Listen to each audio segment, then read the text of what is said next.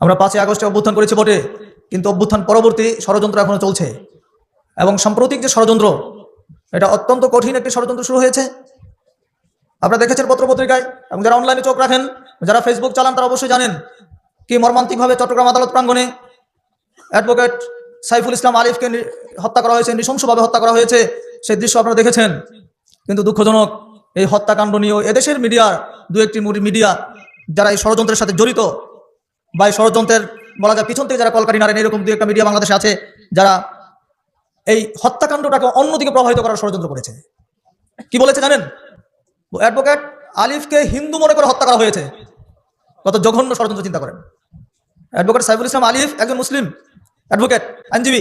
তাকে হত্যা করছে কারা? ইসকনের সদস্যরা, এদেশের হিন্দুত্ববাদী উগ্র সংগঠন, এক কথা হিন্দু জঙ্গি সংগঠন তাকে বলা হয়। আসলে কে এই চিন্ময় কৃষ্ণ দাস এবং তার সম্পর্কে ভারত কি মিথ্যাচার করছে তার একটা ধারণা নেওয়ার চেষ্টা করব আমাদের আজকের এই ভিডিওতে। আপনি যদি আমাদের চ্যানেলে নতুন হয়ে থাকেন তবে অনুরোধ করব চ্যানেলটি সাবস্ক্রাইব করে পাশে থাকা বেল আইকনটি প্রেস করে দিন। গত 5 আগস্ট ছাত্র জনতার অভ্যুত্থানের পর সনাতন ধর্মের নাগরিকদের অধিকার নিয়ে গঠিত জোটের নেতৃত্ব দিতে দেখা যায় চিন্ময় কৃষ্ণ দাসকে। বিভিন্ন সময় তার কর্মকাণ্ড নিয়ে বিতর্ক দানা বাঁধে। বিশেষত গত অক্টোবরে চট্টগ্রামে বাংলাদেশের জাতীয় পতাকার অবমাননার অভিযোগ ওঠে তার বিরুদ্ধে। 2023 সালের 6 অক্টোবর শিশু নিপীড়নের অভিযোগে ইসকন যুক্তরাজ্যের আন্তর্জাতিক শিশু সুরক্ষা কার্যালয় সিপিটি কর্তৃক চিন্ময় কৃষ্ণ দাসের উপর 5টি নিষেধাজ্ঞা জারি করে। ইসকনের নেতৃস্থানীয় পদে না থাকা, শিশু এবং নারীদের সাথে যোগাযোগে বিরত থাকা সহ বিভিন্ন বিষয়ে নিষেধাজ্ঞা দেওয়া হয় চিন্ময় কৃষ্ণ দাসকে। চিন্ময় কৃষ্ণ দাস বাংলাদেশের সাম্প্রদায়িক বিভাজন তৈরি করার লক্ষ্যে বিভিন্ন সমাবেশে মিথ্যা ও উস্কানিমূলক বক্তব্য দিয়েছেন বলে মন্তব্য করেছেন বাংলাদেশ সরকারের তথ্য উপদেষ্টা নাহিদ ইসলাম। দৈনিক ইনকিলাবে প্রকাশিত প্রতিবেদনে গত মাসে চট্টগ্রামের হাজারী গলিতে সেনা ও পুলিশ সদস্যদের ওপর এসিড হামলার নেপথ্যে তার ভূমিকা থাকার কথা উল্লেখ করা হয়। প্রতিবেদনে আরও বলা হয়, চিন্ময় কৃষ্ণ দাস ইসকন প্রবর্তক মন্দিরের বিভিন্ন দায়িত্বে ছিলেন। সেখানে তার বিরুদ্ধে অনাথ কয়েকজন শিশুকে জোরপূর্বক বলৎকারের অভিযোগ উঠে এক পর্যায়ে তাকে ওই মন্দির থেকে বের করে দেওয়া হয় বলেও জানা গেছে। তার বিরুদ্ধে চট্টগ্রামের হাটহাজারীর পুণ্ডরিক ধামে বিএনপির ভাইস চেয়ারম্যান মীর মোহাম্মদ নাসির উদ্দিনের মালিকানাধীন পুকুর দখলের অভিযোগও রয়েছে। এছাড়া চট্টগ্রামের নিউ মার্কেট চত্বরে মুক্তমঞ্চে জাতীয় পতাকার উপর গেরুয়া পতাকা উড়িয়ে স্বাধীন বাংলাদেশের জাতীয় পতাকার অবমাননা এবং বাংলাদেশের অন্তর্বর্তীকালীন সরকারকে বিব্রত করতে একের পর এক কর্মসূচির নামে সহিংসতার মদদ দেওয়া সহ সাম্প্রদায়িক দাঙ্গা সৃষ্টির চেষ্টা করার অভিযোগ রয়েছে। সংগঠনের সাধারণ সম্পাদক চারুচন্দ্র দাস জানান, সাংগঠনিক শৃঙ্খলা ভঙ্গের দায়ে ইসকনের যাবতীয় কার্যক্রম থেকে হাটহাজারীর পুণ্ডরিক ধামের অধ্যক্ষ চিন্ময় কৃষ্ণ দাসকে সংগঠন থেকে বহিষ্কার করা হয়েছে। সংগঠনটির কেন্দ্রীয় কমিটি জানিয়েছে, বহিষ্কারের কারণে চিন্ময় কৃষ্ণ দাস ইসকনের হয়ে জনসম্মুখে বক্তব্য, বিবৃতি বা ধর্মীয় কোনো কাজ করতে পারবে না। তবে ইসকনের পক্ষ থেকে চিন্ময় কৃষ্ণ দাসকে বহিষ্কার করা হলেও তিনি হাটহাজারীর ইসকন পরিচালিত পুণ্ডরিক ধামের অধ্যক্ষের দায়িত্বে কিভাবে থাকেন, এই প্রশ্নে কেন্দ্রীয় কমিটির নেতা বিমলা কুমার ঘোষ বলেন, তাকে আমরা পদ থেকে বহিষ্কার করে দিতে পারি, কিন্তু তার গুরু শিক্ষা থেকে তো সরানোর ক্ষমতা আমাদের নেই। এরপরও যেহেতু নতুন করে তাকে নিয়ে আলোচনা হয়েছে, তার বিরুদ্ধে আরও নতুন কোনো সিদ্ধান্ত আসতে পারে দলের পক্ষ থেকে। যদিও চিন্ময় কৃষ্ণ দাসকে আটকের পর ভারতের হস্তক্ষেপ চেয়ে বিবৃতি দিয়েছে ইসকনের বৈশ্বিক প্ল্যাটফর্ম। যুব ও ক্রীড়া উপদেষ্টা আসিফ মাহমুদ সজীব ভুইয়া জানিয়েছেন, চিন্ময় কৃষ্ণ দাস ব্রহ্মচারীকে গ্রেফতার করা হয়েছে ইসকনের নেতা হিসেবে নয়, বরং রাষ্ট্রদ্রোহিতার অভিযোগে। তিনি বলেন, বাংলাদেশের স্বাধীনতা, সার্বভৌমত্ব এবং রাষ্ট্রের বিরুদ্ধে কোনো ষড়যন্ত্র বা অপচেষ্টা মেনে নেওয়া হবে না। আর এই বিষয়টি যদিও বাংলাদেশের অভ্যন্তরীণ বিষয়, তবুও ভারতের কিছু মিডিয়া ও বিজেপির কিছু নেতা এই বিষয়ে নাক গলাচ্ছেন। বিজেপি নেতা শুভেন্দু অধিকারী তো হুমকি দিয়ে সাংবাদিকদের কাছে বলেন, আমরা নিঃশর্ত মুক্তি দাবি করছি।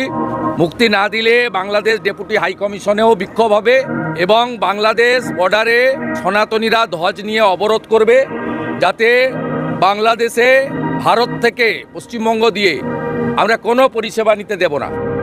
চিন্ময় কৃষ্ণ দাসকে গ্রেপ্তার নিয়ে ভারত তাদের ঘৃণ্য প্রতিক্রিয়া ব্যক্ত করেছে, যা ছিল সম্পূর্ণ মিথ্যা ও কাল্পনিক। ভারতের প্রতিক্রিয়ার জবাবও দিয়েছে বাংলাদেশ।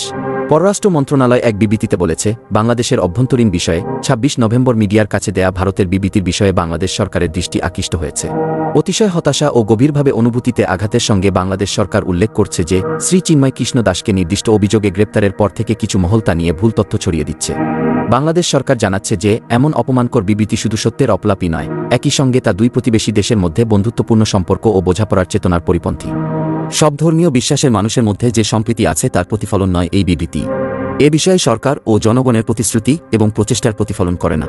বাংলাদেশি জনগণের বিরুদ্ধে ভয়াবহ মানবাধিকার লঙ্ঘনের সঙ্গে জড়িতদের দায়মুক্তির সংস্কৃতি চূড়ান্তভাবে বন্ধে বাংলাদেশ সরকার দৃঢ়প্রতিজ্ঞ। এভাবে ধর্মীয় সংখ্যাগরিষ্ঠ ও সংখ্যালঘুদের বিষয়কেও সমানভাবে দেখে বাংলাদেশ। বাংলাদেশ দৃঢ়তার সঙ্গে এটা নিশ্চিত করে যে ধর্মীয় পরিচয়ে নিজ নিজ আচার অনুষ্ঠান পালনের অধিকার, বাধা ছাড়াই মত প্রকাশ করার অধিকার আছে সব নাগরিকের। বিশেষ করে ধর্মীয় সংখ্যালঘু সম্প্রদায়ের সদস্যদের নিরাপত্তা নিশ্চিত করা বাংলাদেশ সরকারের দায়িত্ব। গত মাসে শান্তিপূর্ণভাবে দুর্গাপূজা উদযাপনের মাধ্যমে তা আবারও প্রমাণিত হয়েছে। বাংলাদেশ সরকার আবারও বলতে চায় যে দেশের বিচার বিভাগ পুরো স্বাধীন এবং সরকার বিচারিক কাজে হস্তক্ষেপ করে না। উত্থাপিত বিষয়ে যে প্রশ্ন তোলা হয়েছে তা এখন আদালত দেখছে। দেশে সাম্প্রদায়িক সম্প্রীতি সমুন্নত রাখতেও প্রতিশ্রুতিবদ্ধ বাংলাদেশ সরকার। চট্টগ্রামে আইনজীবী সাইফুল ইসলাম আলিফকে নৃশংসভাবে হত্যায় গভীরভাবে উদ্বিগ্ন সরকার। যে কোনো মূল্যে ধর্মীয় সম্প্রীতি বজায় রাখা নিশ্চিত করতে বন্দরনগরীতে নিরাপত্তা ব্যবস্থা জোরদার করেছে কর্তৃপক্ষ। চিন্ময় কৃষ্ণ দাসের কর্মকাণ্ড নিয়ে সনাতন ধর্মাবলম্বীদের মাঝেই চলছে তুমুল বিতর্ক। এছাড়া হিন্দু উগ্রবাদী সংগঠন ইসকনের সাবেক নেতা ও বাংলাদেশ সম্মিলিত সনাতনী জাগরণ জোটের মুখপাত্র চিন্ময় কৃষ্ণ দাস সনাতন ধর্মাবলম্বীদের নয় বরং ভারতের এজেন্ডা বাস্তবায়ন করে যাচ্ছে প্রতিনিয়ত। এমনকি ফ্যাসিস্ট ও খুনি হাসিনাকে দেশে ফিরিয়ে আনতেও এই ইসকন নেতা বিভিন্ন ষড়যন্ত্র করে যাচ্ছে, যা বিভিন্ন সময়ে তার বক্তৃতার মাধ্যমেই প্রমাণিত হয়। ইসকন যে আন্দোলন করছে শেখ হাসিনার সরকারকে শক্তিশালী করার জন্য।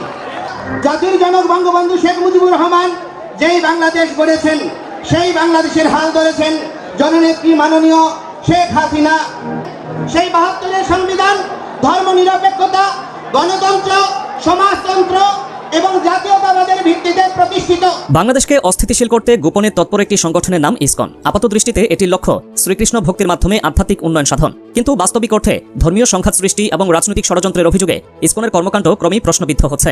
ইসকন আন্তর্জাতিক একটি সংগঠন হলেও বাংলাদেশে এটি কার্যত এনজিও হিসেবে কাজ করে। দেশের আইনি বিধিনিষেধ অমান্য করে ইসকন প্রকাশ্যে ধর্মীয় রাজনীতি ও গোপন ষড়যন্ত্রে লিপ্ত বলে অভিযোগ উঠেছে। এতে স্বাভাবিকভাবেই প্রশ্ন আসে, এদের পৃষ্ঠপোষকতা কারা করছে? হিন্দুত্ববাদী চক্রের এমন তৎপরতার উৎস কোথায়? ইসকনের শুরু ও মতাদর্শ। ইসকনের জন্ম 1966 সালে নিউ ইয়র্কে। এর প্রতিষ্ঠাতা অভয়চরণারবিন্দ ভক্তি বেদান্ত স্বামী প্রভুপাদ। সনাতন ধর্মের প্রচলিত ধারা থেকে ভিন্ন পথে এগিয়ে ইসকন শুধু শ্রীকৃষ্ণকে পূজ্য মনে করে। অন্যান্য হিন্দু দেবদেবীর প্রতি এই সংগঠনের নেতিবাচক দৃষ্টিভঙ্গি অনেক সনাতনী ধর্মাবলম্বীর ক্ষোভের কারণ। মূলধারার হিন্দুরা মনে করেন ইসকনের কার্যক্রম তাদের সম্প্রদায়ে বিভক্তি আছে।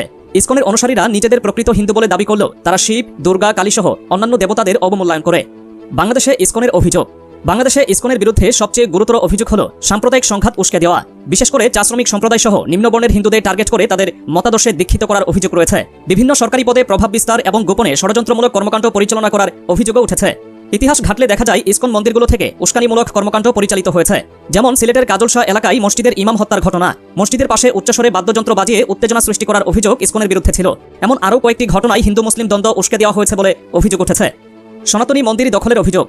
ইসকনের বিরুদ্ধে সনাতনী মন্দির দখলের অভিযোগও নতুন নয়। ঢাকার স্বামীবাগ মন্দির, ঠাকুরগাঁও এবং পঞ্চগড়ের কয়েকটি মন্দির ইসকনের নিয়ন্ত্রণে চলে যাওয়ার ঘটনা স্থানীয় সনাতনী সম্প্রদায়ের মধ্যে উত্তেজনা সৃষ্টি করেছে। এমনকি সনাতনী রথযাত্রায় হামলার সাথেও ইসকনের সংশ্লিষ্টতার অভিযোগ রয়েছে। অর্থনৈতিক লাভ ও ষড়যন্ত্র। ইসকন গরুর প্রস্রাব এবং গোবরকে পবিত্র উপাদান হিসেবে প্রচার করে। এসব পণ্য বিক্রির মাধ্যমে অর্থ উপার্জনের পাশাপাশি নিম্নবর্ণের হিন্দুদের প্রতারণার অভিযোগ রয়েছে। আরও অভিযোগ, ইসকন পশ্চিমা খ্রিস্টান মিশনারি এবং ইহুদি গোষ্ঠীর সহায়তায় গড়ে উঠেছে। ভারতীয় গোয়েন্দা সংস্থার তথ্যমতে মোসাদ এবং CIA ইসকনকে আর্থিক সহায়তা দিয়ে বাংলাদেশ ও ভারতের সাম্প্রদায়িক সম্প্রীতি নষ্ট করার ষড়যন্ত্রে মদত দিচ্ছে। উচ্চস্বরে ধর্মীয় গান এবং স্থানীয় বিরক্তি। ইসকন মন্দিরগুলিতে দিনের পর দিন উচ্চস্বরে হরে কৃষ্ণের গান বাজানো হয়। ঢাকার স্বামীবাগ এবং সিলেটের মন্দির সংলগ্ন এলাকার বাসিন্দারা বহুবার এ বিষয়ে বিরক্তি প্রকাশ করেছেন। এতে স্থানীয় মুসলিম ও সনাতনী সম্প্রদায়ের মধ্যে ক্ষোভ সৃষ্টি হয়েছে। বাংলাদেশে ইসকনের উগ্র কর্মকাণ্ড একটি চিন্তার বিষয় হয়ে দাঁড়িয়েছে। সংগঠনটি আধ্যাত্মিক উন্নতির নামে ধর্মীয় বিভাজন এবং সাম্প্রদায়িক অস্থিরতার জন্ম দিচ্ছে বলে অভিযোগ রয়েছে। এর পেছনে রাজনৈতিক ও আন্তর্জাতিক শক্তির হাত রয়েছে কিনা তা তদন্ত সাপেক্ষ। সমাজের শান্তি রক্ষায় এই সংগঠনের তৎপরতা নিয়ে আরও স্বচ্ছতার প্রয়োজন।